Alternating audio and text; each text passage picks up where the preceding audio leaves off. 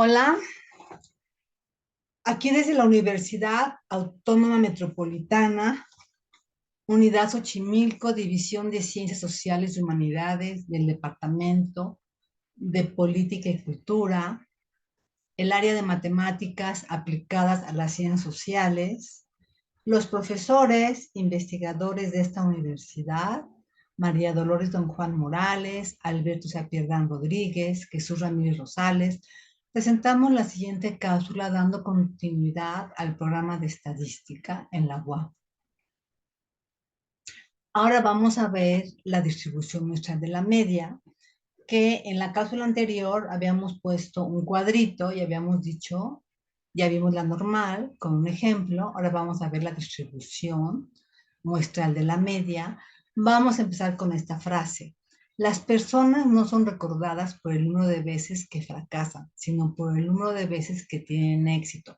Tomás Alva Edison. Ya se refería a que experimentó más de 1000 veces hasta obtener el foco y todo lo que adquirió fueron experiencias. En realidad no son fracasos, aunque él así dice la frase, en realidad son experiencias que van tomando al estar haciendo su investigación.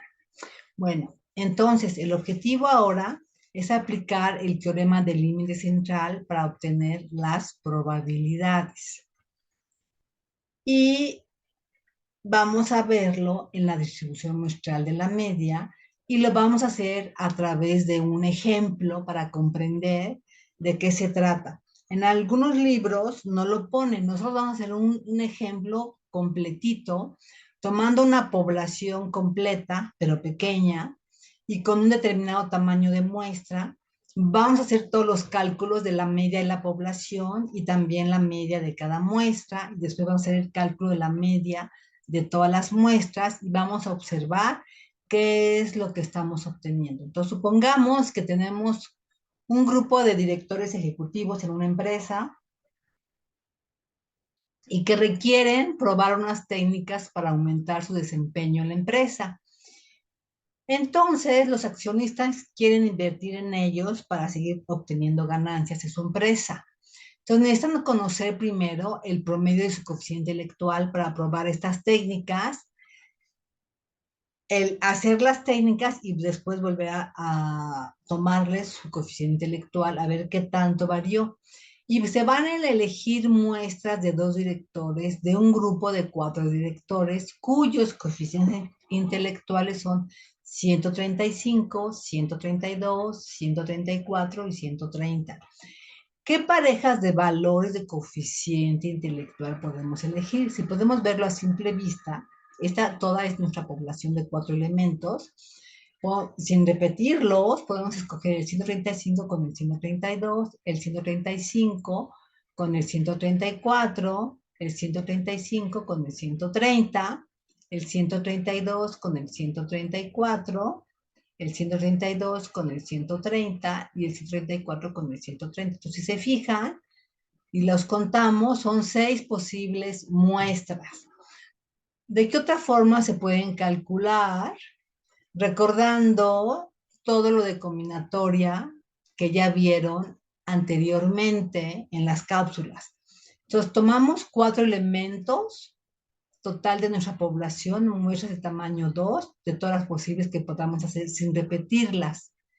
Entonces, si utilizamos las combinaciones y repeticiones, tenemos las combinaciones de n tomada de x, o sea, de 4 en 2, que es 4 factorial, entre 2 factorial por 4 menos 2 factorial, que nos daría 6.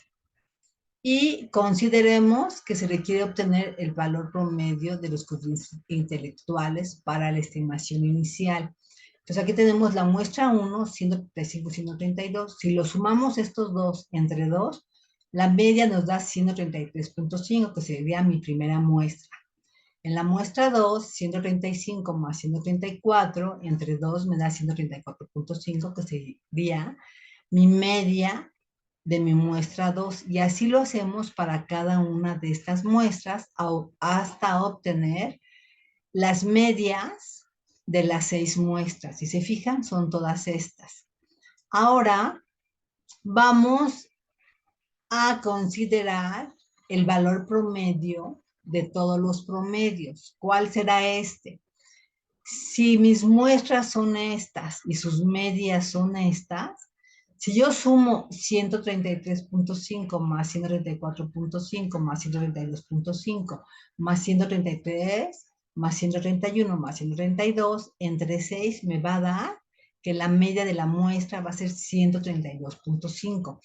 Y si yo tomo la media de la población, te recordarás que tenemos 135 más 132 más 134 más 130, entre 4 me va a dar 132.5. Entonces aquí podemos tener ya un concepto, una definición.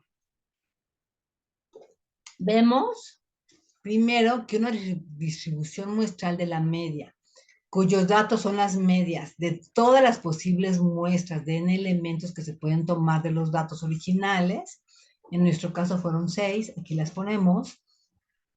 La media de la distribución muestral es igual a la media de los datos originales. Así lo vimos, la media de la población es igual a la media de las medias. Y la distribución estándar de una distribución muestral de la media está dada por sigma subíndice x barra, que es igual a la desviación estándar de la población entre la raíz cuadrada de n, y n es el tamaño de la muestra. Entonces podemos obtener que es el teorema central del límite. Antes vamos a revisar. Aquí tenemos 4 gráficas diferentes. Y vemos que si aumentamos la muestra, esta gráfica se va convirtiendo en esta que está aquí abajo. Aumento la muestra y va cambiando de forma estas distribuciones. Y aumento más la muestra y va tomando otro tipo de distribución. Entonces, el teorema central del límite nos dice que dada cualquier variable aleatoria, si extraemos muestras de tamaño n, donde n, el tamaño de la muestra sea mayor a 30, y calculamos los promedios muestrales, dichos promedios tendrán una distribución normal, cuya media y desviación estándar están dadas por esto. La media de la distribución muestral va a ser igual a la media de la población, y la desviación estándar de la distribución muestral va a ser igual a la media de la población entre la raíz cuadrada de la media. Nosotros el ejemplo que hicimos fue para obtener esta información, lo hicimos con una población pequeña, con una muestra pequeña, para que pudiéramos entender los conceptos, esto es una forma didáctica. Pero en realidad, nosotros tenemos poblaciones de más de 5,000 personas o 5,000 objetos. Acuérdate que una población son las unidades que queremos ver. Y a lo mejor nuestras muestras son de 500, de 700, diferentes. Y tenemos que sacar todas las muestras posibles y hacer esos cálculos, que nos llevaría muchísimo tiempo. Entonces, por eso tenemos este teorema del límite central. Entonces, vamos a suponer una distribución uniforme, en donde tomamos la distribución de medias de 1000 muestras de tamaño 5 de esta población, la hemos convertido en esta. Y aquí ponemos la curva normal. Entonces, esta, entre más grande sea el tamaño de la muestra, vamos a ver que se va conformando como una distribución normal.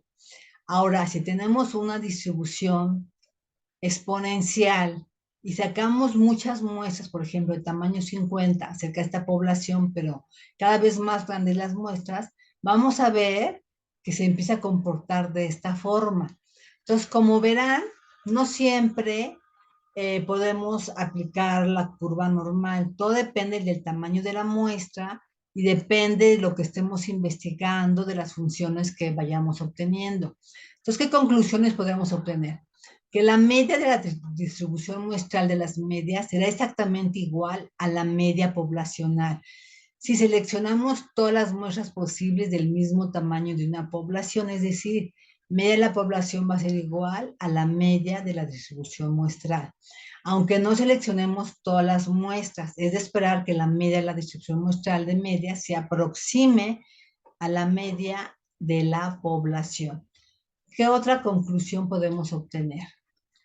Que habrá menos dispersión en la distribución muestral de las medias que en la población. Si la desviación de la población es sigma, la distribución estándar de la distribución muestral de la media es sigma sobre la raíz cuadrada de n. Notemos que cuando incrementamos el tamaño de la muestra, el error estándar de la media, va a ir disminuyendo.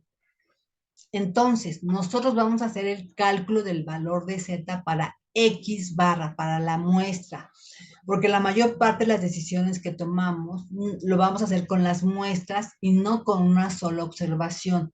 Es por esta razón que nos interesa cuál es la distribución de nuestra x barra, de la media de la muestra.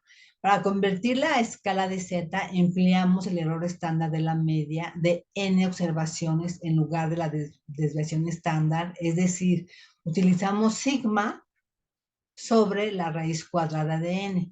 Entonces, en el numerador ponemos x barra menos la media y lo dividimos entre sigma sobre la raíz cuadrada de n, que es el cálculo del valor de z de x barra cuando conocemos la desviación estándar de la población. A veces no la conocemos, para eso vamos a hacer un ajuste más adelante. Entonces notemos que en el numerador tenemos el error muestral, la diferencia de x barra menos la media, y en el denominador el error estándar, sigma, sobre la raíz cuadrada del tamaño de la muestra. Y así es como se expresa z, el error muestral en unidades estándar. Entonces, si x barra es la media de la muestra aleatoria de tamaño n que se toma de una población con media poblacional mu y con varianza sigma cuadrada, entonces la forma límite de la distribución es esta que ya les presenté, y de esta forma nos empezamos a introducir en la estadística inferencial, ya que lo que aprendimos anteriormente fue la estadística descriptiva, dependiendo del programa de estadística que tengamos en la universidad. Y el teorema central del límite lo podemos aplicar generalmente para realizar ese tipo de inferencias. Y recordemos que entre más grande la población del tamaño de muestra, esto se va a ir haciendo cada vez más pequeñito. Y si no tenemos la desviación estándar de la población, podemos tener la de la muestra haciendo este ajuste. Calculamos la desviación estándar de la muestra y la dividimos entre el tamaño, entre la raíz cuadrada del tamaño de la muestra y la multiplicamos por la raíz cuadrada del total de la población menos el tamaño de muestra entre el total de la población menos 1. Este es un factor de corrección y esa es la forma en que lo calculamos. Y eso lo pueden encontrar en algunos libros.